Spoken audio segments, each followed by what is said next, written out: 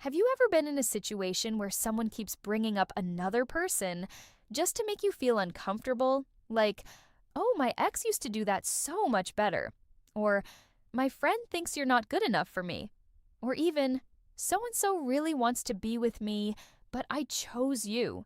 And you're sitting there thinking, why would you even say that to me? That's not honesty. That's not them being real with you. That's a manipulation tactic called triangulation. And it's designed to do one thing: make you feel replaceable. Here's how it works.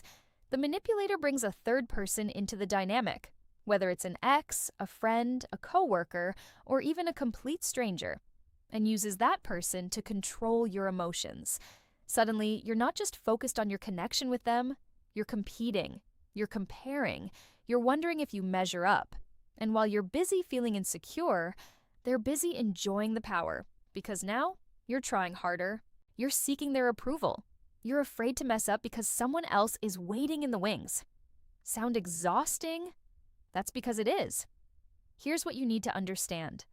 A healthy person doesn't make you compete for their love. They don't dangle other people in front of you to keep you in line. They don't use jealousy as a tool. That's not love. That's a game. And you never signed up to play. So if someone keeps bringing up other people to make you feel small or threatened, call it what it is: manipulation. And here's your reality check. You don't have to fight for a place in someone's life. Either they want you there, or they don't. And no amount of jealousy or competition will turn a manipulator into a loving partner. So stop playing the game. Stop comparing yourself to their options. The right person won't make you feel like one of many. They'll make you feel like the only one. And that's not too much to ask. That's the bare minimum.